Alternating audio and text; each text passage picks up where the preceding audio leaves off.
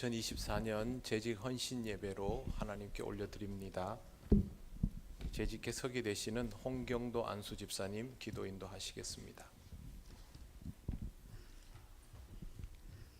2024년을 새로 시작합니다. 아버지 23년을 아버지께서 잘 보내게 하시고 새 첫 주일 아버지 앞에 재직계 헌신 예배를 드리오니 받아 흠양하여 주시옵소서. 내가 죽도록 충성하라. 그리하면 생명의 면류관을 내게 주리라. 하느님 아버지 23년도 충성과 봉사로 맹세하였지만 이 핑계 지 핑계로 주님 앞에 드리지 못함을 아버지 앞에 고백합니다. 아버지 모두 용서하여 주시옵소서. 아버지 앞에 더욱더 충성의 종으로 살아가며 주님께서 부르시며 여기 사오니 봉사하겠습니다라고 고백하는 재직들이 되게 하옵소서. 하나님 아버지 동린교회 성도님들 새해는 기도로 준비하여 마지막에는 하나님의 큰 상급을 받는 성도님들 되게 하옵소서. 하나님 아버지 우리 교회 재직회 헌신 예배를 위하여 저 멀리 영주에서 이웃까지 아버지 장로님을 보내주심을 감사합니다. 아버지 충성과 봉사로 여기까지 왔사오니 아버지의 사랑 지교회에서도 봉사하며 주님의 종으로 장로님 삼아 주시옵소서. 믿음의 장로님 말씀을 증거하실 적에 아멘으로 화답하며 올해 전도 봉사 사랑을 실천하며 살아가는 우리 교회가 되어지면 좋겠습니다. 아버지 장로님 돌아가는 발길도 인도하여 주시고 건강과 축복이 항상 있기를 소원합니다. 일모든 말씀 24년도 충성된 종으로 살아가길 다짐하며 예수 그리스도 이름으로 기도드립니다.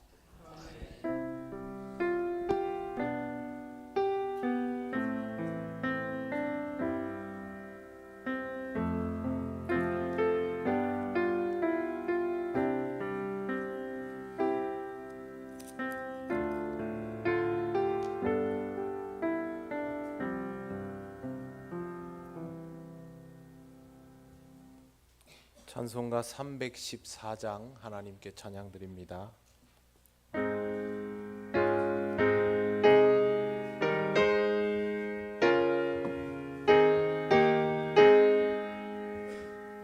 내 구주 예수를 더욱 사랑 엎드려 비는 말 들으소서.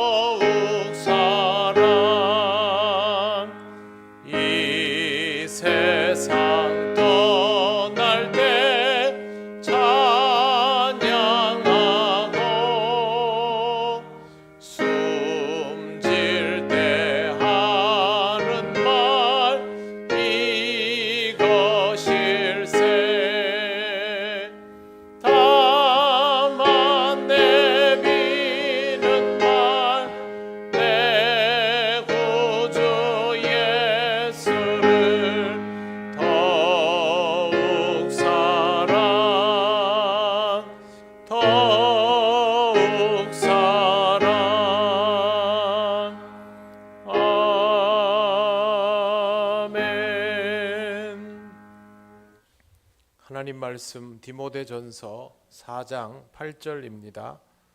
신약 성경 340쪽입니다.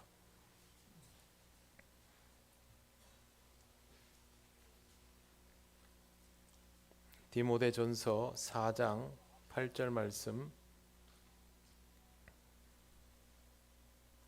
우리 다 같이 봉독하겠습니다.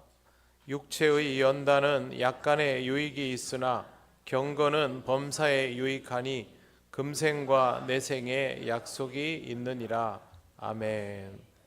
네, 오늘 특송은 서리 집사 일동입니다. 우리 교회 서리 집사님들은 앞으로 나오셔서 함께 특송하시기 바랍니다.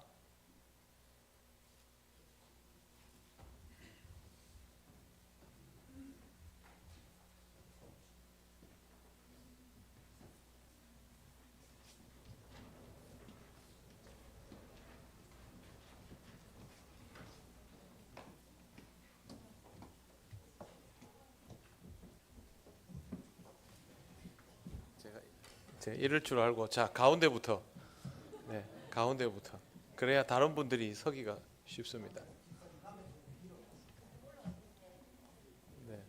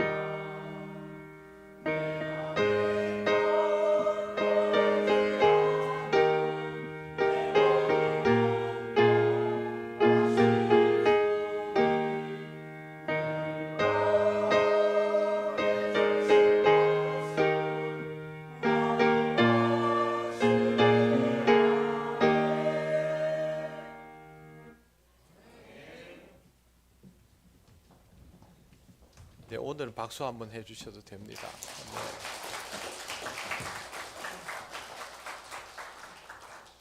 잘한다가 아니고 잘하라고 하는 거니까. 네. 네. 앞으로 우리 집사님들 위해서 많이 기도하고 또 믿음의 선배들답게 격려 많이 해주시기 바랍니다. 네, 오늘 주 강사는 제가 아니고 김시용 장로님이신데 오늘 이 성경 말씀을 가지고 딱 한마디만 전하겠습니다. 육체의 연단은 약간의 유익이 있으나 경건은 범사에 유익하니 금생과 내생의 약속이 있느니라. 사람은 자기에게 유익한 것이 있다라고 느끼면 그걸 취하려고 합니다. 욕심을 내기까지 하고 취할 수 없으면 답답해하면서 병을 앓기까지 합니다. 그런데 우리 인생에 있어서 가장 큰 유익, 금생과 내생에 모두 있을 유익이 경건이라 하였습니다. 경건은 다른 거 아닙니다. 하나님 앞에 나아가며 하나님 앞에서 내 자리를 발견하고 내 자리에서 하나님의 실체를 경험하는 것이 경건입니다. 하나님 앞에 설수록 내가 작아짐을 느껴도 하나님의 은혜가 내게 커지기 때문에 전혀 해로울 일이 없습니다. 문제는 이 경건이 육체 연단처럼 연단을 필요로 한다는 것이죠. 그래서 우리 신앙의 훈련이 필요한 것입니다. 오늘 우리 초빙한 장로님은 영주제일교회에서 시무를 하십니다. 그리고 영주제일교회뿐만이 아니라 우리 교회 김부종 장로님 또처럼 연합회에서도 사역을 많이 하십니다. 교회에서 한 교회에서 재직으로 시작해서 그 교회의 항존직이 되고 장로가 되고 또 교회의 지경을 넘어서 더 큰 사역들을 감당할 때까지 신앙적 정체성을 지킨다라는 것은 쉽지가 않습니다. 제가 뭐 하루 이틀 목사로 산 것도 아니고 딱 뵈면 이분이 신앙의 길을 어떻게 걸어오셨는가를 짐작하는 게 별로 어렵지 않지 않습니까? 장로님 지금까지 그 길을 걸어오신 분입니다. 경건의 연습을 해온 분의 이야기를 여러분 함께 들으시고 하나님 앞에서 여러분의 삶을 더 깊은 경건의 자리로 그렇게 이끌어 나갈 때에 순종하는 마음으로 잘 따르시기를 바랍니다. 이제 장로님 올라오셔서 우리에게 귀한 말씀 전해 주시겠습니다.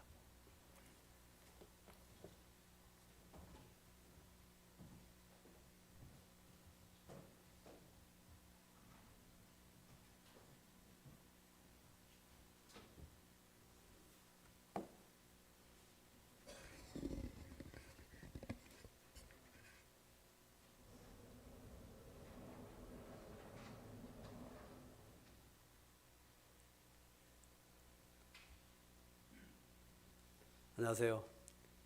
저는 영주제일교회에서 심하고 있는 김시용 장로입니다. 먼저 새해 들어 첫 재직 헌신 예배로 이와 같이 아주 부족한 저를 불러주셔서 김진성 담임 목사님과 당회원 그리고 모든 성도분들께 진심으로 감사의 말씀을 드립니다.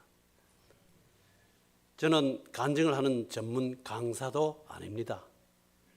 사실은 이와 같이 본 예배에서 제가 말씀을 드린 것은 이제 오늘이 처음인 것 같습니다. 원래 제일 처음에 그 말이 진실된 말이 많이 담겨 있다는 것을 이해를 해주시면 감사하겠습니다. 그저 여러분들과 똑같은 아주 평범한 성도입니다. 이러한 제가 동부지역 장로협의회에서 김부종 장로님을 만나 서로의 간증 내용을 얘기하는 과정에서 이렇게 오게 되었습니다. 그리고 지난달 12일 영주노회에 그 직전 노회장님을 모시고 본교회를 한번 방문한 적이 있습니다. 그날이 바로 김장김치를 하는 날이었습니다. 20여 성도님들 담임 목사님과 함께하는 그 모습을 보고 오히려 제가 감동을 받고 돌아갔습니다. 그때 그 돼지고기 수육의 김치 맛 아직까지 잊을 수가 없습니다. 그래서 오늘 그 김치 돼지고기 수육값을 조금이라도 보태드리도록 한번 해보겠습니다. 이렇게나 좋은 분위기로 성숙된 교회에 와서 제가 오늘 어떤 말씀을 드려야 될지 많은 고민이 되기도 했습니다. 그러나 이 시간 부족한 사람이 신앙생활을 하면서 몇 가지 느낀 바를 말씀드릴 때 조금이라도 은혜가 되신다면 고맙겠습니다. 혹시 제 간증 내용을 말씀드리는 동안에 저보다도 더 어렵고 더 고통이 심한 그런 간증 내용거리를 가지고 계시는 분들이 이 자리에는 많이 있으리라고 생각이 됩니다. 그러나 조금 아주 미미하지만 제가 말씀하는 것, 저의 어머니를 통해서 변화되는 그 과정을 말씀드리고자 합니다. 조금이라도 은혜가 되었으면 좋겠습니다. 저는 학교 현장에서 40여 년간 교직에 몸담고 있었기에 먼저 교육 현장에서 느낀 바를 중심으로 말씀을 드리도록 하겠습니다.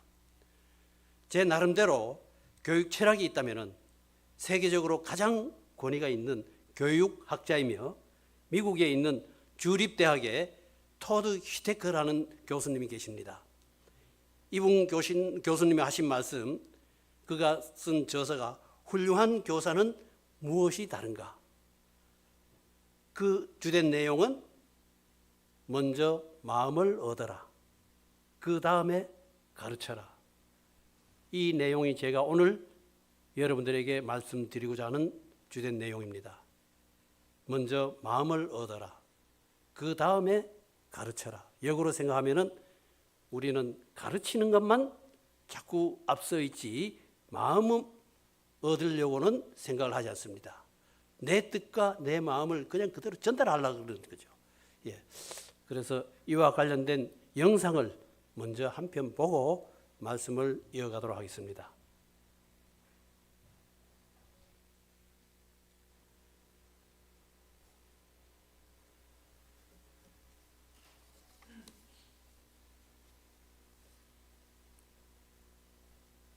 예, 클릭하면 됩니다.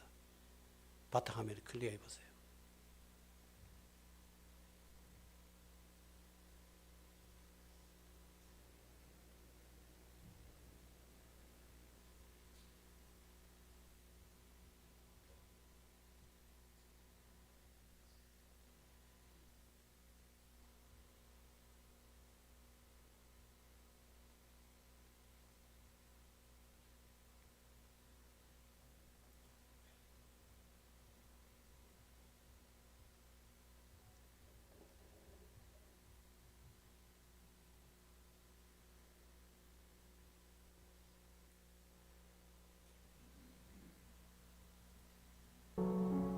우리 어머니는 한쪽 눈이 없다. 난 그런 어머니가 싫었다. 너무 밉고 쪽팔리기 때문에. 우리 어머니는 시장에서 조그마한 장사를 하셨다. 산에서 나무를 캐서 팔기도 하고 양초도 파셨다. 난 그런 어머니가 너무 창피했다. 초등학교 어느 날이었다. 운동회 때 엄마가 학교에 오셨다. 다음 날 학교에 갔을 때 친구들은 나에게 너네 엄마 한쪽 눈이 없는 병신이야 하고 놀렸다. 그래서 나는 엄마가 이 세상에서 없어졌으면 좋겠다고 생각했다. 하루는 집에 와서 엄마한테 이렇게 말했다. 엄마는 왜 한쪽 눈이 없어? 진짜 창피해 죽겠어. 하지만 엄마는 아무 말도 하지 않으셨다. 나는 조금 미안하다는 생각은 했지만 하고 싶은 말을 다 하고 나니 속은 후련했다.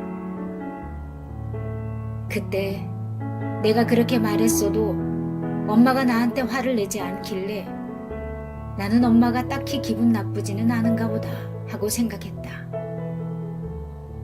그날 밤 목이 말라 잠에서 깨 물을 마시러 부엌에 갔는데 엄마가 숨을 숙이며 울고 있었다. 나는 고개를 돌려 엄마를 바라보았다. 아까 했던 그 말 때문에 엄마한테 좀 미안한 마음이 들었다. 하지만 눈물도 한쪽 눈으로만 흘리며 우는 모습이 너무 보기 싫었다. 나는 커서 성공해야겠다고 다짐을 했다. 한쪽 눈 없는 엄마도 싫었고 이렇게 가난한 게 너무도 싫었기 때문에 나는 악착같이 공부를 했다.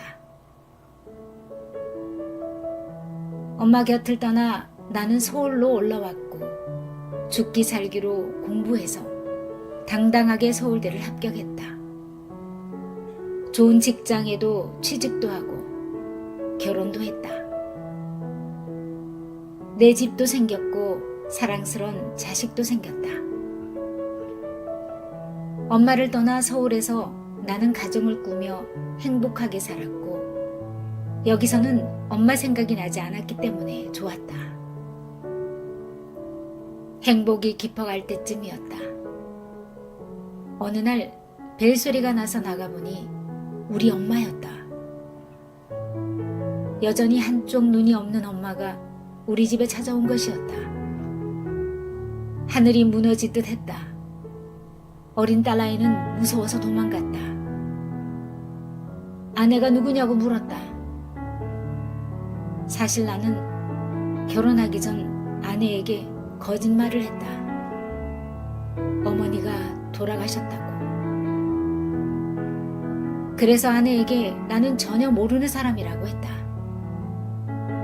그리고 누군데 함부로 남의 집에 와서 아이를 울리냐며 소리쳤다. 당장 나가요! 꺼지라고요! 그러자 엄마는 죄송합니다. 제가 집을 잘못 찾아왔나 봐요. 이 말을 하곤 묵묵히 눈앞에서 사라졌다. 나는 역시 날 몰라보시는구나. 다행이다 하고 생각했다. 그리고 이제부턴 신경 쓰지 않고 살려고 했다. 그러자 마음이 한결 가벼워졌다. 어느 날 동창회 한다는 안내문이 집으로 날아왔다. 그 때문에 회사에 출장을 간다고 핑계를 대고 아내한테는 거짓말을 하고 고향에 내려갔다. 동창회가 끝나고 집으로 가려다가 궁금한 마음에 어머니 집에 가보았다. 집에 들어가 보니 집안에 어머니가 쓰러져 계셨다. 하지만 그 모습을 보았어도 내게 눈물 한 방울 나지 않았다. 쓰러진 엄마의 손에는 꼬깃꼬깃한 종이 한 장이 들려 있었다. 펴보았다. 그것은 나에게 주려고 했던 편지였다. 사랑하는 내 아들 보아라. 엄마는 이제 살 만큼 산 것 같구나. 이제 다시는 서울에 가지 않을게. 그러니 가끔씩이라도 엄마를 찾아와 주면 안 되겠니? 엄마는 내가 보고 싶구나. 엄마는 동창회 때문에 네가 올지도 모른다는 소리를 듣고 너무 기뻤단다. 하지만 학교에는 찾아가지 않기로 했어. 너를 생각해서. 그리고 한쪽 눈이 없어서 정말 너에겐 미안한 마음뿐이다. 어렸을 때 너가 교통사고가 나서 한쪽 눈을 잃었단다. 나는 너를 그냥 둘 수 없었어. 그래서 내 눈을 주었단다. 하지만 그 눈으로 엄마 대신 세상을 하나 더 봐주는 네가 너무 기특했단다. 난 미워한 적이 한 번도 없단다. 네가 가끔씩 나에게 짜증냈던 건 그건 날 사랑해서 그런 거라 엄마는 생각했지. 아들아, 내 아들아, 어미가 먼저 갔다고 울면 안 된다. 사랑하는 내 아들아. 갑자기 알 수 없는 게 내 마음 한쪽을 쪼여왔다. 어머니가 주신 눈에서는 눈물이 흐르고 있었다. 살아생전 엄마에게 사랑한다는 말 한마디도 한 번 못 해드리고 좋은 음식도 안 사드리고 좋은 옷 한 번 입혀드리지 않았는데 어머니는 이런 나를. 죄송합니다. 엄마가 눈병신이 아니라 내가 눈병신이었다는 사실을 이제서야 알았네요. 어머니, 이 못난 자식을 부디 용서해 주십시오. 어머니, 죄송합니다. 정말 죄송합니다, 어머니. 여러분 잘 들으셨나요? 네, 우리에게는 모든 사람들에게는 어머니가 있습니다. 이 이야기를 들으시고 멀리 계신 어머니 또는 돌아가신 어머니, 내 가까이 계신 어머니를 생각하면서 어머니를 한번 불러보는 게 어떨까요? 어머니, 사랑합니다. 감사합니다.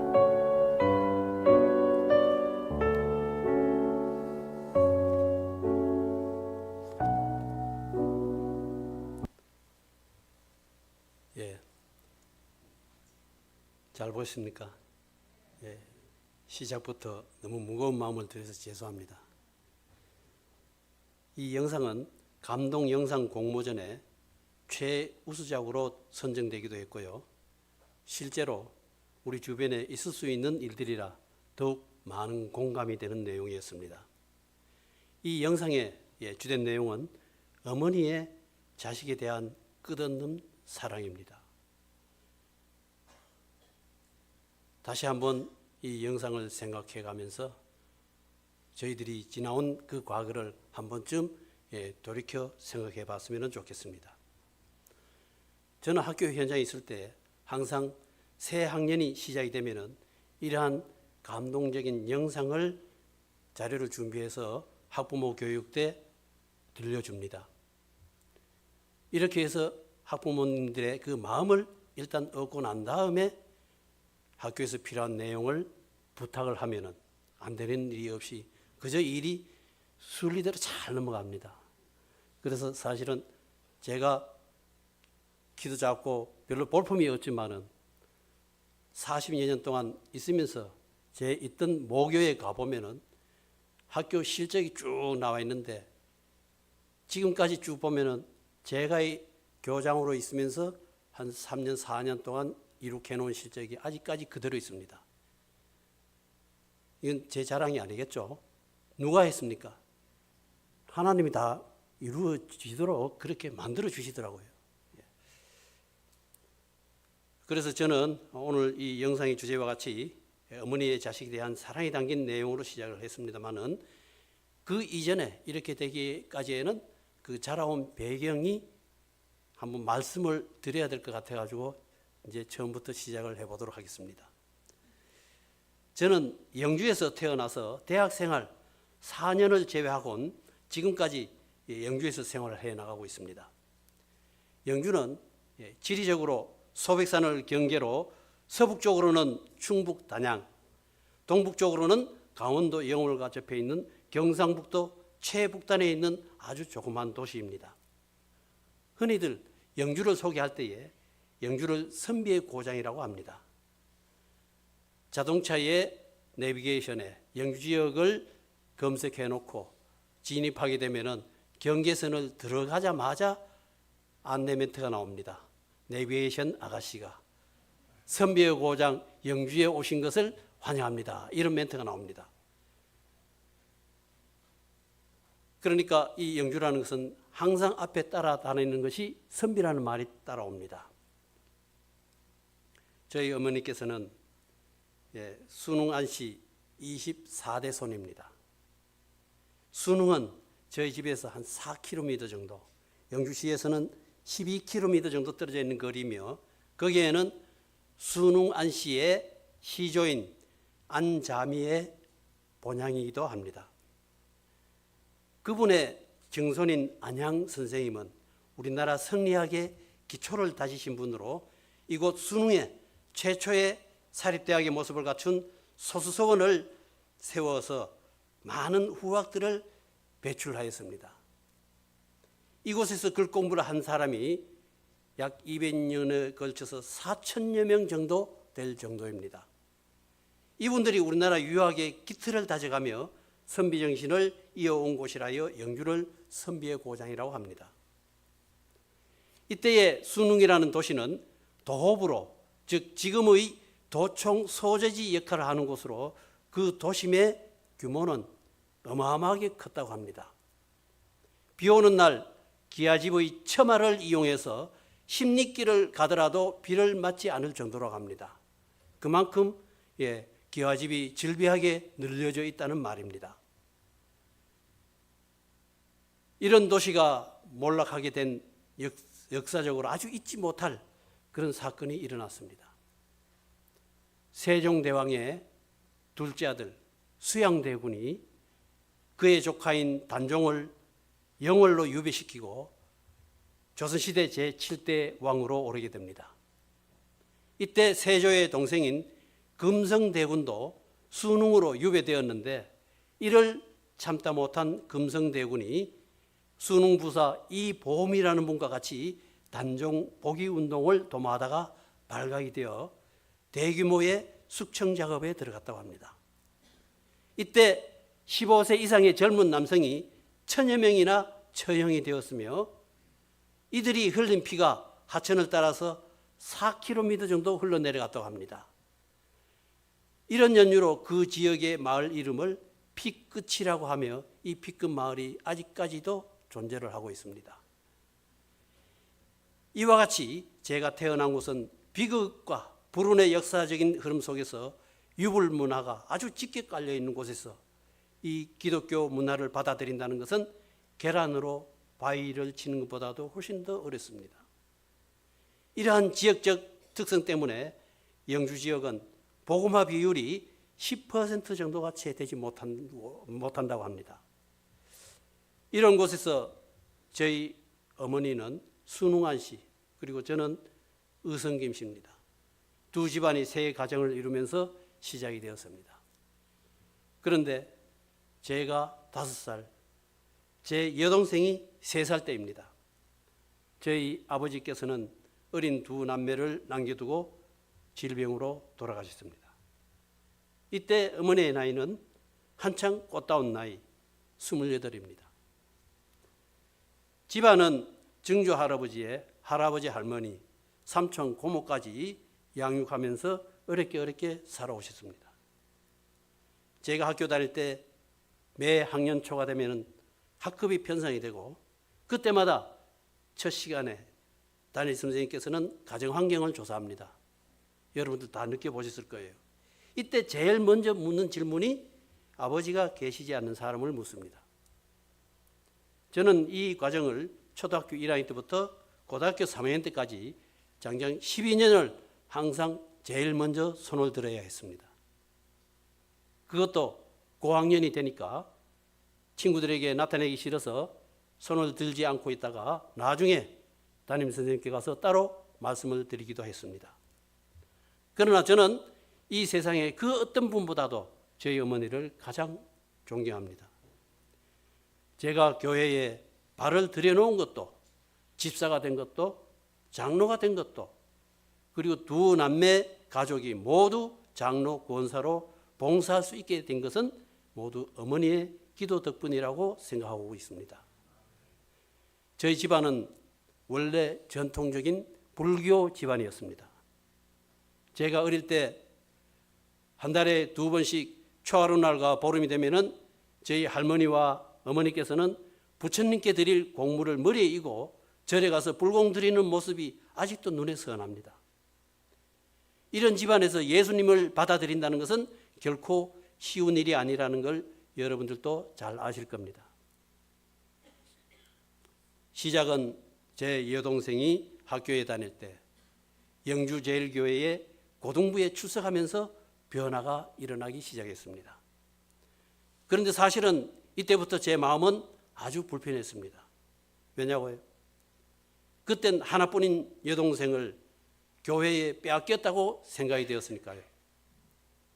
그때 저와 여동생은 아주 많은 다툼이 있었습니다.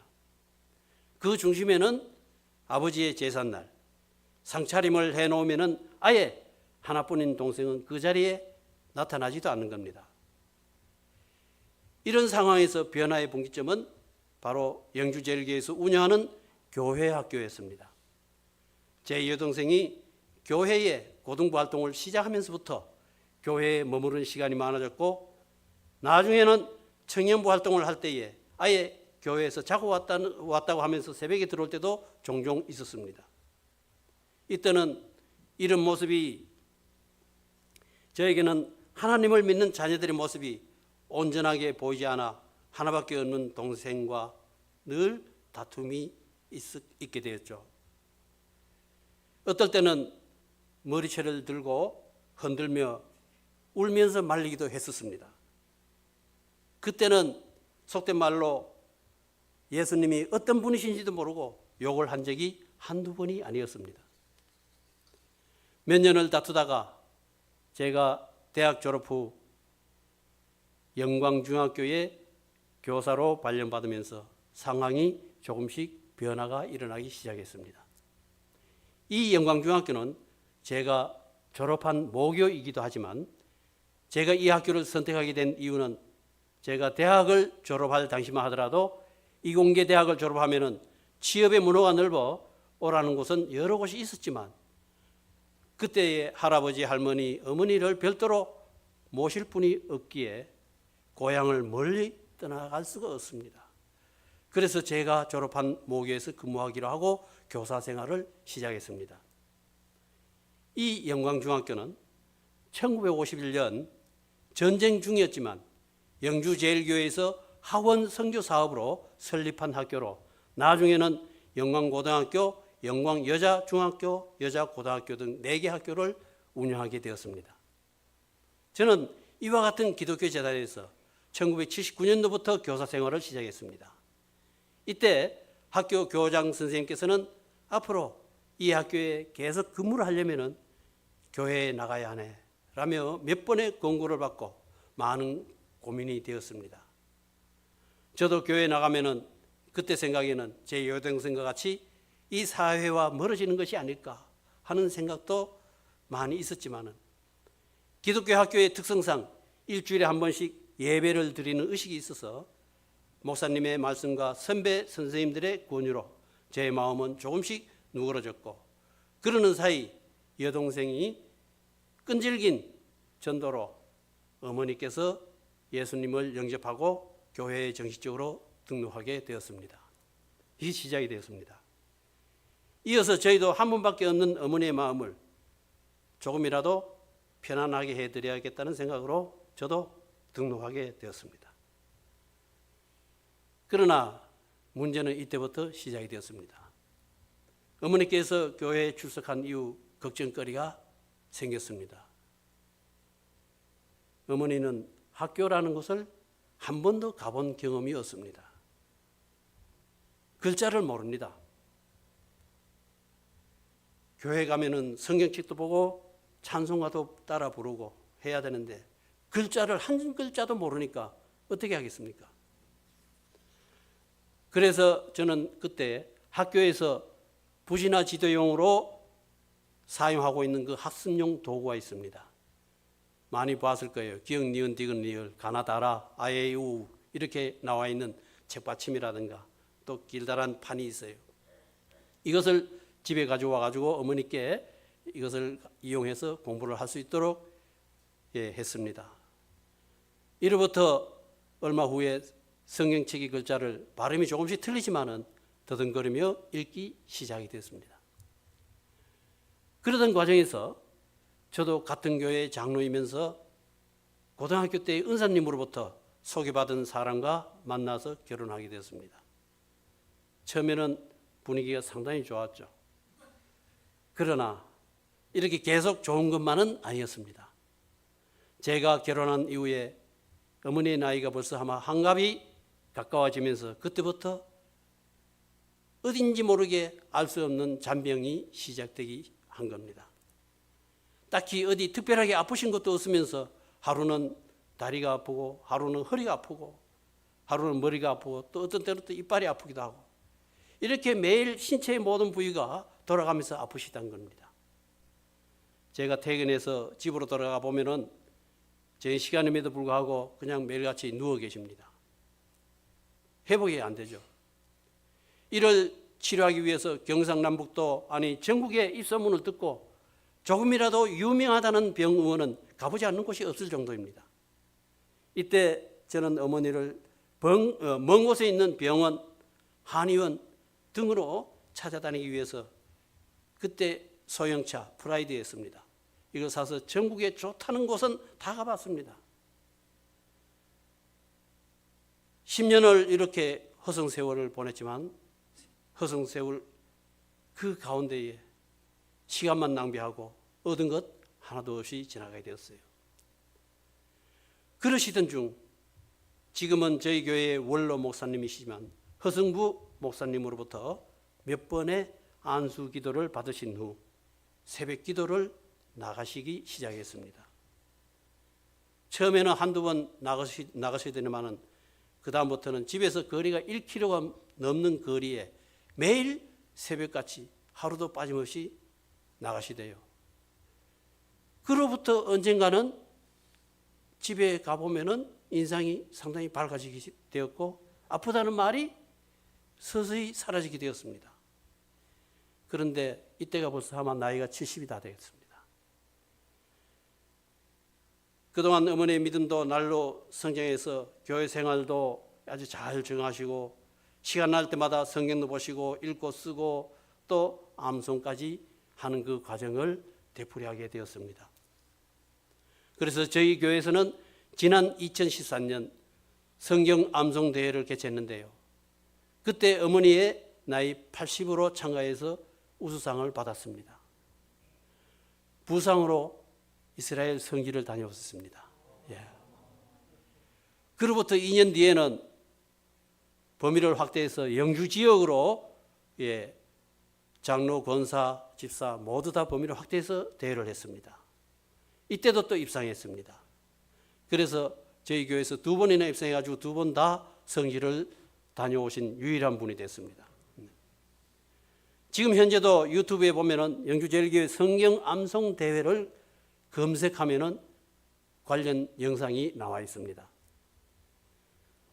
2014년도에는 수요 예배 시간에 시편 119편을 암송하여 예배를 대신한 적도 있었습니다.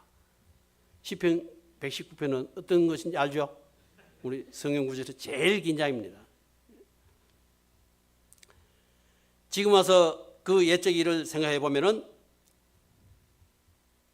저희들 그 어머니는 불교 집안에서 태어나시고 자라오셨지만은 예수님을 영접하시고 기도와 믿음의 생활로 오늘의 저를 만들어 주셨습니다.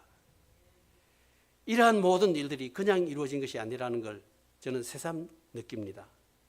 제가 어릴 때 우리나라 유교의 발상지인 그 수능 지역에서 수백 년이나 뿌리 깊게 자리 잡은 터전에 저희 고향집의 그 사랑방은 노한기 때만 되면은 이웃에 5개 마을의 어르신들이 매일같이 모입니다.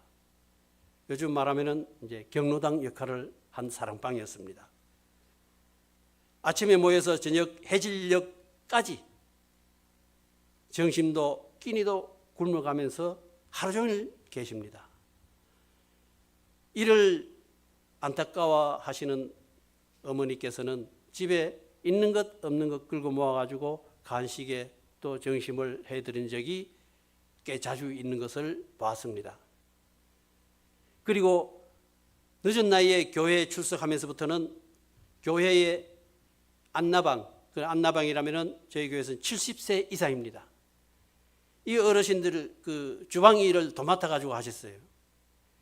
거의 20년 가까이 하셨습니다.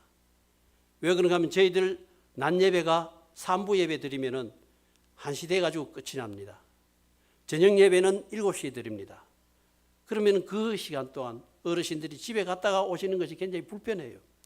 그래서 방을 하나 교회에서 꾸며드리고 그 방에서 저녁을 잡수고 저녁 예배에 바로 들어갈 수 있도록 그런 시스템으로 되어 있는데 그 생활을 어머니가 20년 동안 주방 일을 담당하셨어요. 이와 같은 그 습성이 바로 유교 사상의 밑바탕이 깔려져 있지 않았느냐. 그 유교 사상이라고 다 나쁜 것만은 아니죠. 좋은 것만 받아들인다면 어른들에 대한 공경심입니다. 타에 대한 그 배려입니다. 이와 같은 그 사상이 지역에서 어른들을 그 섬기는 모습, 이와 같은 것들이 저에게도 보이지 않는 상교육이 된 것 같습니다. 그래서 저는 2000년대에 접어들면서 우리나라의 그 개인용 컴퓨터가 널리 보급이 되기 시작했죠. 그 이전에는 제가 학교에서 가르치고 있는 과목이 기술 교육 과목이었는데요. 이 기술을 가지고 계속해서 평생 동안 하려고 하니까 조금 마음에 들지 않았습니다. 그래서 신문물을 조금 일찍이 남보다 터득해야 되겠다고 싶어서 컴퓨터와 관련된 대학원을 수학을 하고 나름대로 열심히 해서 그다음부터 이 컴퓨터에 대해서 관심을 많이 갖게 되었습니다. 그래서 이때 배운 그 노하우로 우리 교회의 중등부에 컴퓨터를 제가 직접 구입을 해가지고 컴퓨터를 활용해서 찬송과 성경 이걸 보여드리고, 그 이전에는 막 궤도로 했었어요. 이 궤도로 하는 것보다도 이 컴퓨터를 이용하니까 효과가 훨씬 더 좋다는 것을 모든 분들이 인식을 하고 난 다음 이듬해에 이거 참 좋겠다. 이렇게 해서 2003년도부터 우리 본당, 교회 본당에다가 이제 컴퓨터를 도입을 해서 그때부터 영상 시스템으로 예배를 시작했습니다. 그런데 시작은 했는데 걱정입니다. 뭐 다룰 수 있는 사람이었죠. 그래서 모든 공적인 예배 시간이 되면은 제가 그 자리에 가 있어야 됩니다. 바로 안 되죠. 처음에는 컴퓨터 성능도 느려지고 또 기능도 그렇게 좋지 못합니다. 그래서 한 1시간 전에 꼭 가가지고 미리 시스템을 다 준비를 해놔야 돼요. 그래야 실수 없이 예배에 들어갈 수가 있었습니다. 마침 지금 이렇게 생각해 보면 우리 하나님께서는 저에게 바로 그런 은혜를 부어주셨어요. 제가 40년 동안 학교 이동 없이, 재단에 관계되는 학교가 4개 학교가 있었는데 이동 없이 한 학교에만 있었고, 그 학교가 교회와 직선거리 200m가 안 됩니다. 전화 걸면은 바로 쫓아가 가지고 응급처치를 해주고 다시 돌아와 수업하고 이렇게 했습니다. 이렇게 해줄 수 있는 것은 이건 보통 은혜가 아니죠. 그래서 그 나름대로 이 교회에서 봉사한 그 보람을 찾기도 했는데, 이와 같은 것은 사실은 제가 했는 게 아니라 다른 학교에서 오라고 손짓을 상당히 많이 했습니다만은 아마 우리 하나님께서는 너는 거기에서 교회 일에 열심히 봉사를 하거라, 이런 뜻으로 저는 받아들이고 묵묵히 그때까지 했습니다. 마태복음 7장 12절에 무엇이든지 남에게 대접을 받고자 하는 대로 너희도 남을 대접하라. 이것이 율법이요 선지자니라. 성경책에 나오는 최대의 황금률의 법칙이죠. 더 나아가서 제가 받은 이 복을 아마 어머니께서는 평상시에 쌓아놓은 하늘의 상급이라고 생각하고, 누구든지 자기가 처한 상황에서 항상 남에게 도움을 주는 그런 배품의 습성, 이런 품성이 쌓이면 자녀들에게 더 큰 상급이 주어진다는 것을 저는 꼭 여러분들에게 말씀을 드리고 싶습니다. 일본의 신칸센 철도의 회사를 운영하는 세계 국제 기업입니다. 한때는 세계 5위까지 갔었는데요. 와카바야시 회장님이 이 회사의 경영 철학이 한 가지가 있습니다. 아주 간단한 원리를 이용합니다. 항상 후나 말씀에 대합물의 원리를 이용한다고 합니다. 대합물의 원리는 대야가 있으면 물을 가득 담고 이것을 가지고 한번 나에게 끌어당겨 봅니다. 대야에 들어있는 물을 당기면 물은 반작용에 의해서 밖으로 밀려나갑니다. 반대로 한번 생각해 보면 이걸 앞으로 밀어주면 그 물은 내 쪽으로 들어오게 되는 겁니다. 이게 바로 배려죠. 내가 가지고 있는 것을 상대방을 통해서 모든 것을 내어드렸을 때에 그 복은 내게로 돌아온다는 이런 원리입니다. 이것을 일본의 신칸센 철도의 그 회사에서는 경영 철학으로 알고 세계 5위까지 갈 수 있는 그런 기업으로 육성하게 되었다는 말입니다. 불교에도 자리 이타라는 말이 있습니다. 남의 종교이지만 좋은 거는 우리가 한번 알 필요가 있어서 제가 말씀을 드립니다. 혹시 방송실에 자리 이타 한자어가 있는데, 한자어 아주 쉬운 단어입니다. 보이죠? 스스로 자 이로울 이자입니다. 타인입니다. 한자어를 풀이할 때는 항상 뒤부터 한다고 그러다고요.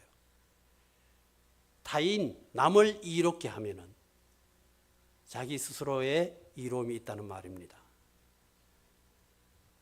남이 잘 되도록 하다 보면은 언젠가는 내가 잘 돼 있다라는 유명한 말이 있습니다. 이와 같이 남에게 베푸는 습관이 얼마나 중요한가를 우리는 익히 알고 이것을 실천에 옮기는 그런 우리 모두가 되었으면 좋다는 의미에서 제가 예를 들었습니다. 흔히들 예수만 믿으면 늘 좋은 일만 있을 거라고 믿습니다. 그런데 사람이 살다 보면 고난과 역경들이 닥쳐올 때가 분명 있습니다. 이때마다 우리는 기도하면서 이 시기를 슬기롭게 잘 넘기셔야 됩니다. 제가 교직 생활을 하면서 보통 사람은 겪을 수 없는 두 가지의 큰 경험을 했습니다. 이 자리에 학교에 근무하시는 분은 다 잘 아시겠지만은 저는 학교에 있을 때에 40여 명, 처음에는 50여 명 정도 됐습니다만은 그 교사 중에서 업무 분장이 영국과 1년 하고 그 이듬해부터는 교무과 일을 줄곧 해왔습니다. 학교에 계시는 분들은 교무과 일이 어떤 일인지 다 잘 아실 거예요. 제일 중심축입니다. 이 일을 한 20년 정도 하다가 나중에는 교무부장을 한 10년 정도 하고 그 덕분에 2009년에 제가 교감연수 대상자로 지명받고 자격을 취득할 때까지만 하더라도 아무 문제 없이 당연하다고 생각했습니다. 그런데 그 당시 영광교육재단 학교 4개 학교가 있었다 그랬죠. 그 중에서 영광여자중학교, 영광여자고등학교 이 2개 학교를 서울에 있는 명성교회에서 2 학교를 학원 선교 차원에서 인수해 갔습니다. 그러다 보니까 관리직 근처에 있는 선생님들을 어떻게 재단에서는 아끼던 사람들을 어떻게 다시 남중남고로 인사이동 조치시켰습니다. 이때 재단의 측근 선생님을 다 이와 같이 남중이나 남고로 인사이동 시키면서 그때 교감 연수를 다 마무리한 저에게 재단에서는 뭐라고 하는가 하면은 교감 임명 포기각서를 쓰게 합니다. 연수를 받지 않는 엉뚱한 다른 학교에서 오신 분을 바로 교감으로 승진 발령을 내립니다. 저는 그때 30여 년의 공탑이 바로 무너져 내리는 순간이었습니다. 모든 것을 포기하고 싶고 또 이 세상을 그냥 마무리하고자 하는 그런 생각도 없잖아 하고 있기는 있었습니다. 말로만 듣던 사립학교의 병폐가 저에게 이렇게 닥쳐올 줄이야 누가 알았겠습니까?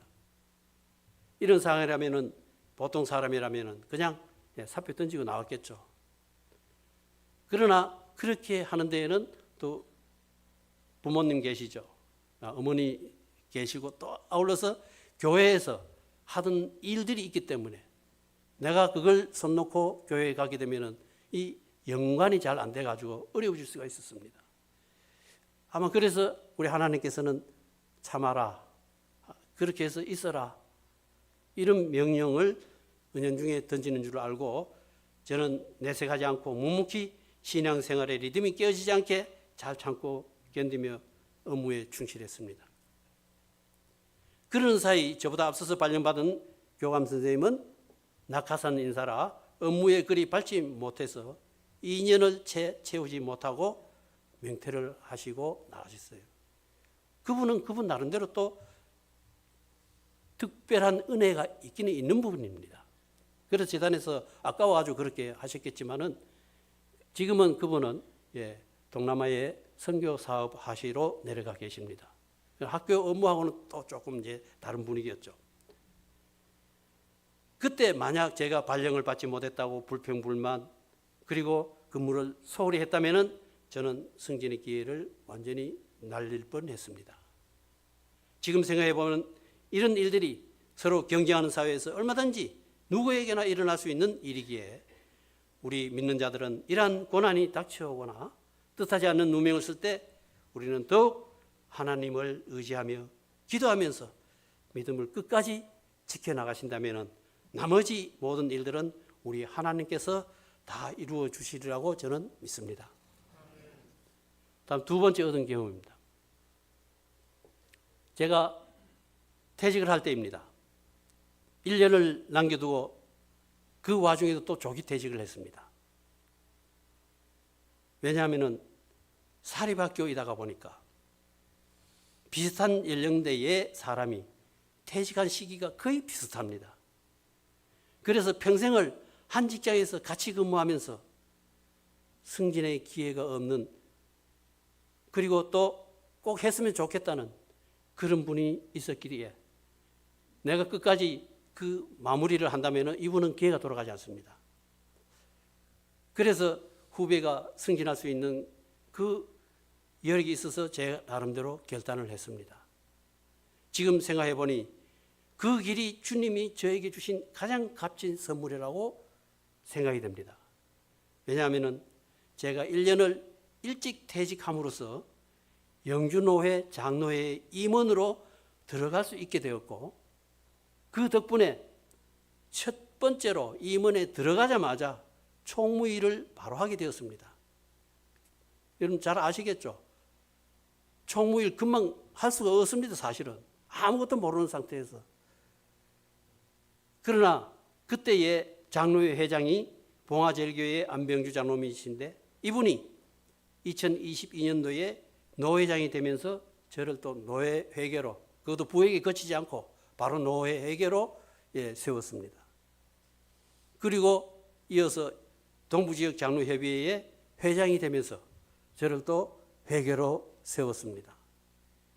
뿐만이 아니고 지금은 총회규칙부의 회계, 전국 장로협의회 부회장까지 쓰임받게 해주셨습니다. 그거 바로 1년 차입니다.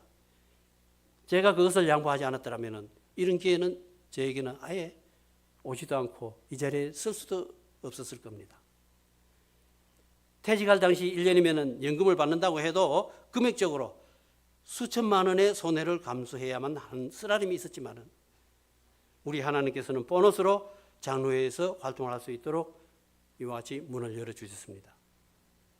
지금 당장은 손해인 것 같지만 내가 가지고 있는 것 다른 사람에게 양보를 했을 때에 바로 나타나지는 않습니다. 1년, 2년, 아니면 10년, 아니면 내 자녀를 통해서 나타날 때도 있을 겁니다. 저는 퇴직한 지 6년이 지났지만 현직에 있을 때보다도 더 바쁜 생활을 지금 해나가고 있습니다.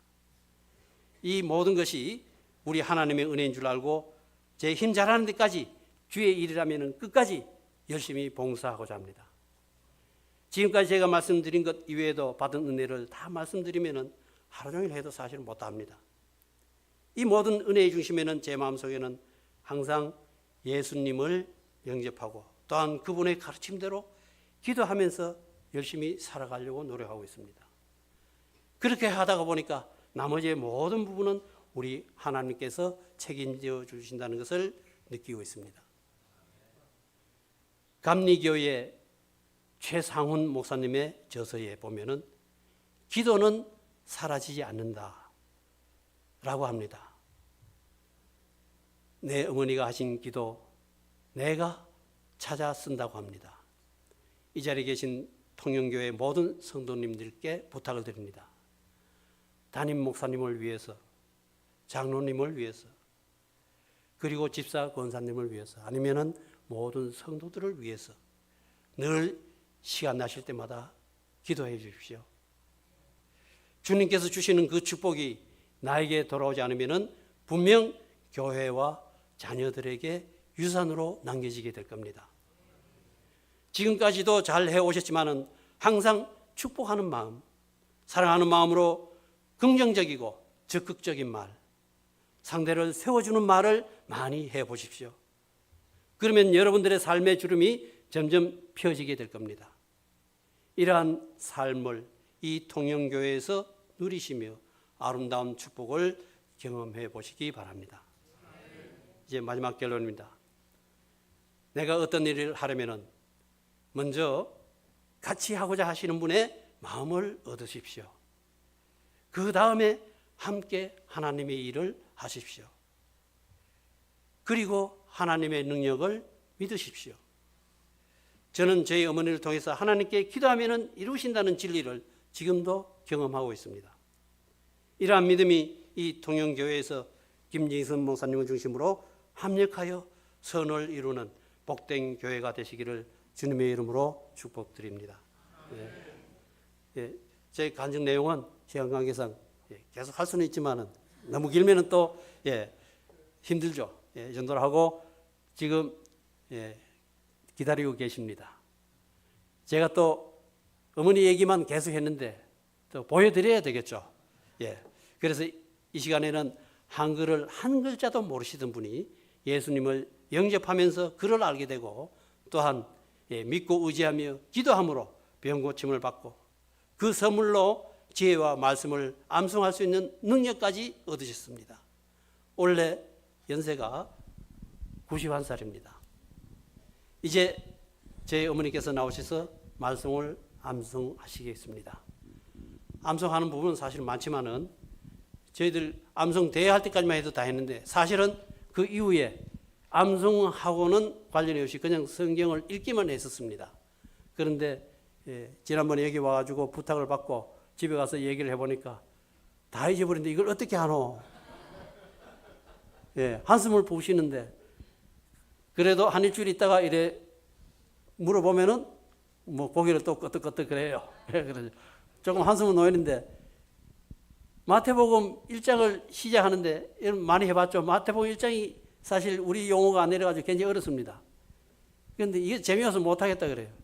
그래도 1장을 해야 다른 사람이 어려운 걸 해야 그래도 믿을 수 있으니까 1장부터 한번 해보시라고 하니까 또 한 일주일 만에 또 다 마무리를 하신 것 같아요. 혹여나 또 중간 조금 막히는 부분이 있더라도 이래 용기 주시고 나무라지 마시고 그 시간 동안 그래도 조금이라도 은혜가 되었으면 좋겠습니다. 저는 이상으로 마치겠습니다. 감사합니다.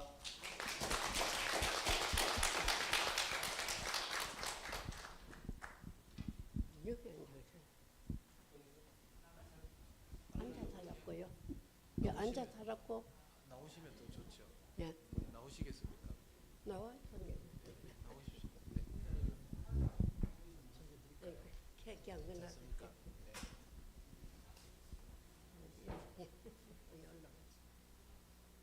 올라가셔서 하십시오. 아니 올라오셔도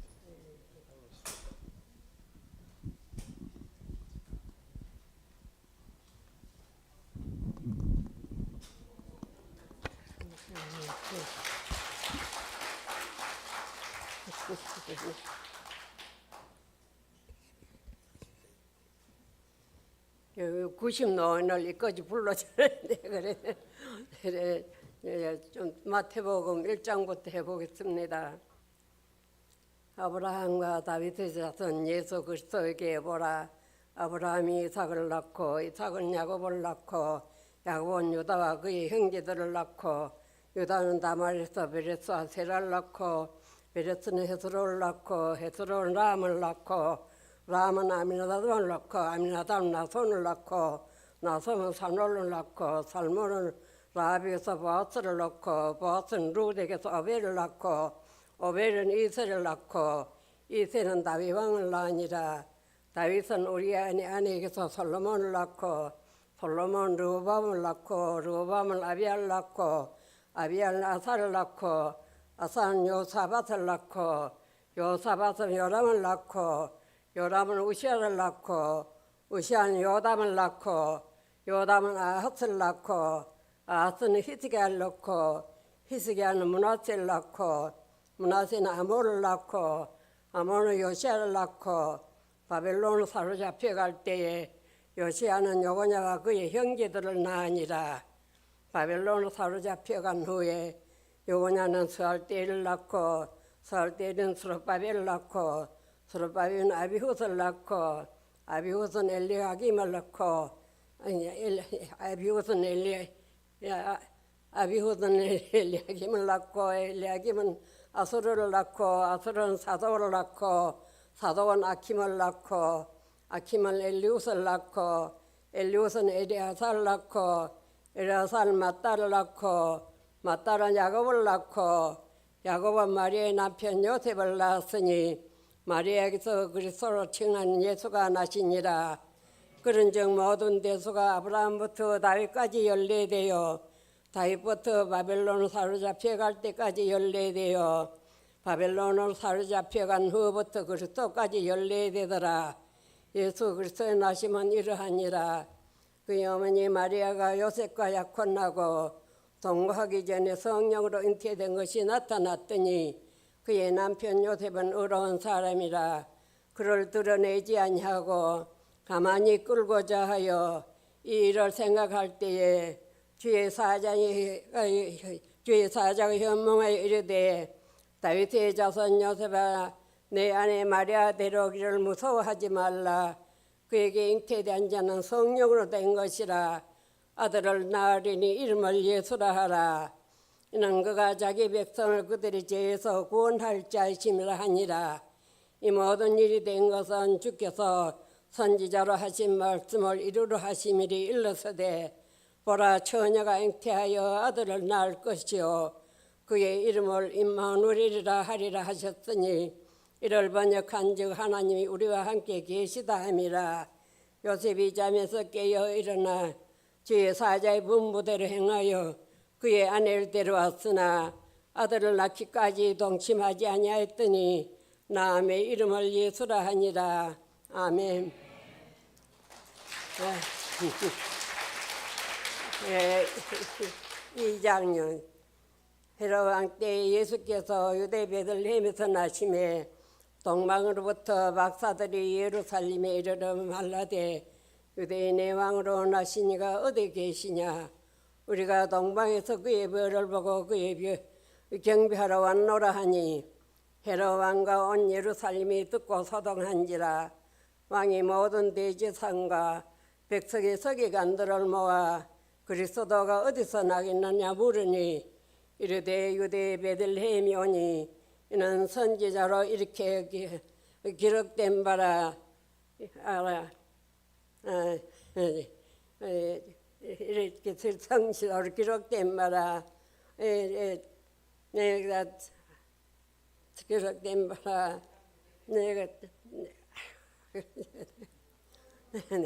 내가 하나님 너희께서 나신 일이 내려 예수께서 너희에게 이거 됐다. 얘들 너희서 나신 게라. 예수께서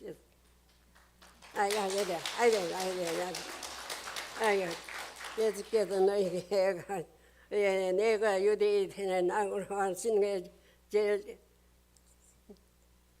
작은 것부터 큰 것이야. 유대인의 왕으로 나시니 어디 계시냐. 내가 여기 있라. 아이고 그러냐가 시가세요. 헤롯이 박사들이 이제 가만히 불러 별이 나타날 때를 자세히 묻고 베들레헴으로 보내며 이르되 가서 아기에 대하여 자세히 알아보고 찾거든 내게 구하여 나도 가서 그에게 경배하게 하라. 박사들이 왕의 말을 듣고 갈 때 동방에서 보던 그 별이 무뚝 앞서 인도하여 가다가 아기 있는 곳 위에 머물러 서 있는지라. 그들이 별을 보고 매우 크게 기뻐하더라. 집에 들어가 아기와 그의 어머니 마리아가 함께 있는 것을 보고 아기께 경배하고 보배함을 열어 황금과 유향과 모락을 예물로 드리니라. 그들은 꿈에 헤롯에게로 돌아가지 말라 지체하짐을 받아 다른 길로 고국에 돌아가니라.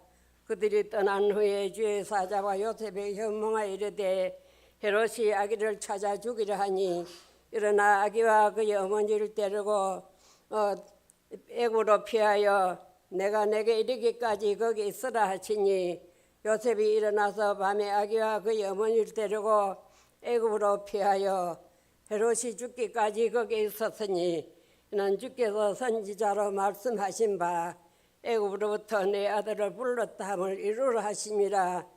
예, 헤롯이 박사들에게 속은 줄 알고 심히 노하여 사람을 보내어 베들레헴으로 보내며 이르되 가서 아기에 대하여 자세히 알아보고 베들레헴으로 보내며 이르되 박사들이 자세히 알아본 그때를 기준하여 2달부터 그 아래로 다 죽이니 이는 선지자 예레미야를 통하여 말씀하신 바 라마에서 슬퍼하며 크게 통곡하는 소리가 들리니 라헬이 그 자식을 위하여서 애곡하는 것이라. 그가 자식이 없으므로 위로받기를 거절하였도다 함이 이루어졌느니라. 헤롯이 죽은 후에 주의 사자가 애굽에서 요셉에게 현몽하여 이르되 일어나 아기와 그의 어머니를 데리고 이스라엘 땅으로 가라. 아기의 목숨을 찾던 자들이 죽었느니라 하시니 요셉이 일어나 아기와 그의 어머니를 데리고 이스라엘 땅으로 들어가니라. 그러나 아켈라오가 그의 아버지 헤롯을 이어 유대의 임금됨을 듣고 거기로 가기를 무서워하더니 꿈에 지시하심을 받아 갈릴리 지방으로 떠나가 나사렛이라는 동네에 가서 사니 이는 선지자로 하신 말씀에 나사렛 사람이라 칭하리라 하심을 이루라 함이려라. 아멘.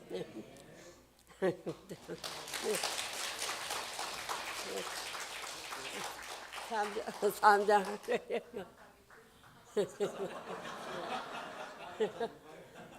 그 28장 한 장 더 할까요? 해도 돼요.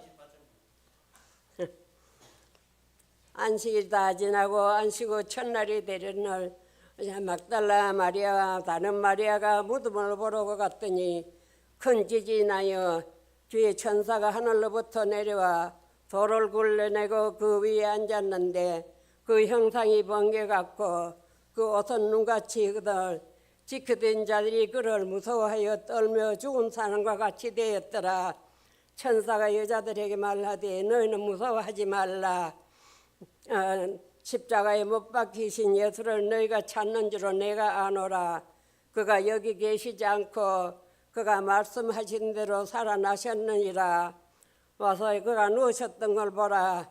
또 빨리 가서 그의 제자들에게 이르되 그가 죽은 자 가운데서 살아나셨고 갈릴리를 너희보다 갈릴리로 멀리 가시나니 거기서 너희가 배우리라 하라. 보라 내가 너희에게 일렀니나 하거늘 그 여자들이 무서움과 큰 기쁨으로 빨리 무덤을 떠나 제자들에게 알리려고 다름질할세. 예수께서 그들을 만나 이르시되 평안하냐 하시거늘 그 여자들이 나가 발을 붙잡고 경배하니 예수께서 이르시되 무서워하지 말라. 가서 내 형제들에게 갈릴리로 가라 하라. 거기서 나를 보리라 하니라. 여자들이 갈 때 경비병정 맺히 성에 들어가 모든 된 일을 대제사장들이 알리니 그들이 장로들과 함께 모여 의논하고 그인들에게 돈을 많이 주며 이르되 너희는 말하기를 그의 제자들이 밤에 와서 우리가 잘 때 그를 도둑질하여 갔다 하라. 만일 이 말이 들리면은 내가 너에게 말하여 그들을 다시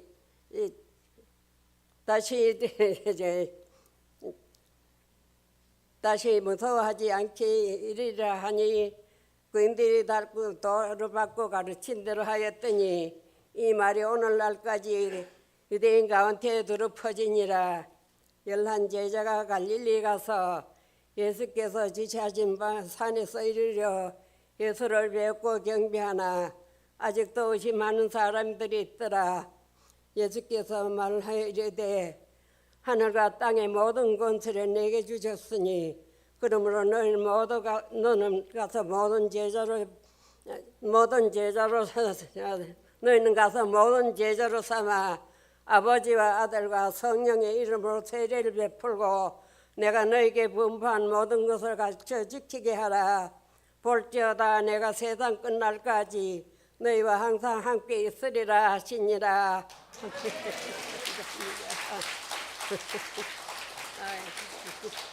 이래야 잘 했는데도 이렇게 실수하고 저는 제 이름자도 몰랐는데 참 하나님이 이렇게 가르쳐줘가지고 이렇게 하는데 이름도 모르고 그랬는데 이게 보고도 못 읽었는데 안 보고도 이렇게 한다는 게 하나님이 가르쳐 주셔서 이렇게 감사합니다.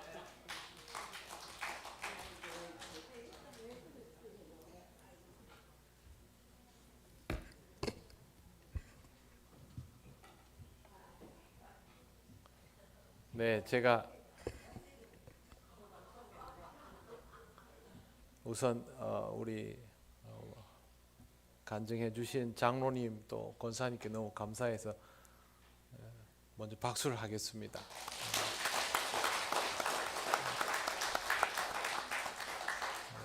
그리고 제가 기도드리겠습니다.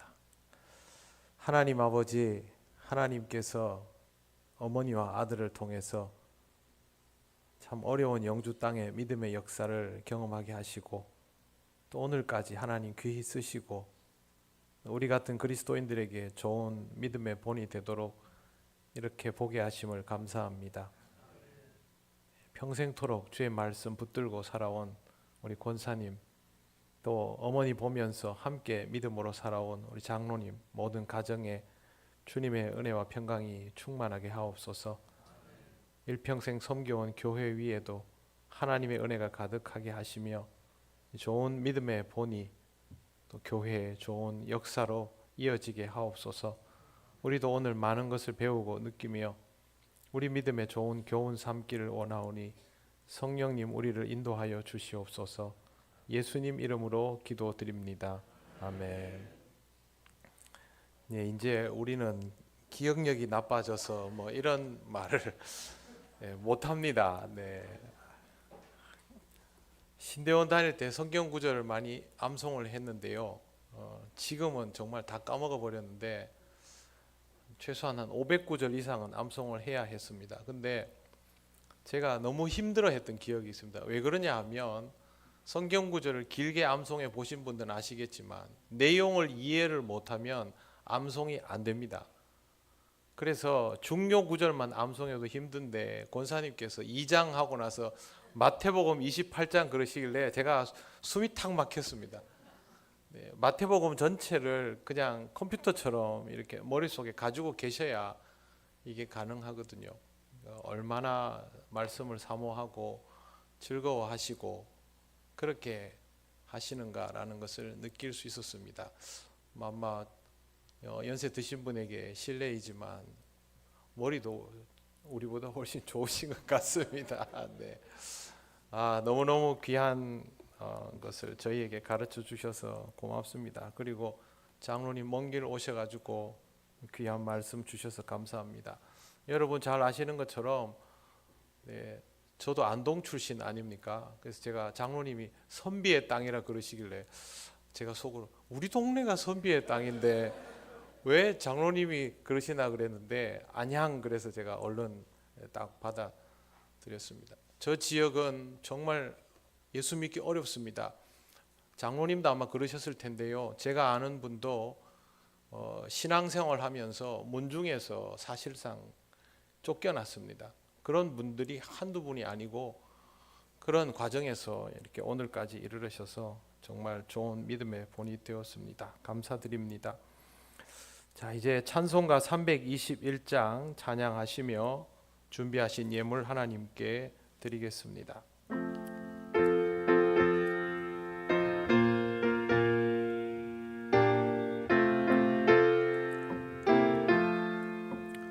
날 대속하신 예수께 내 생명 모두 드리니 늘 진실하게 하소서. 내 구주 예수여, 나 구주 위해 살리라. 내 기쁨 한량 없으리. 내 갈 길 인도하소서. 내 구주 예수여, 날 구원하신 예수를 일평생 의지하오니 날 영접하여 주소서. 내 구주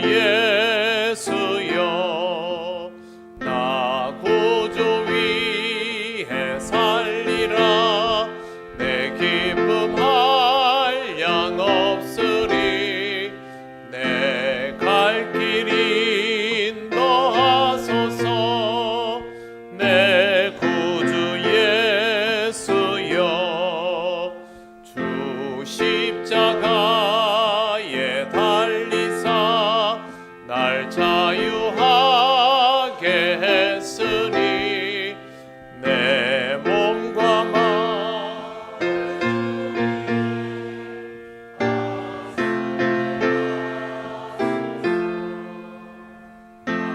구주 위에 살리라 내 기쁨 한량 없으리 내 갈 길 인도하소서 내 구주 예수여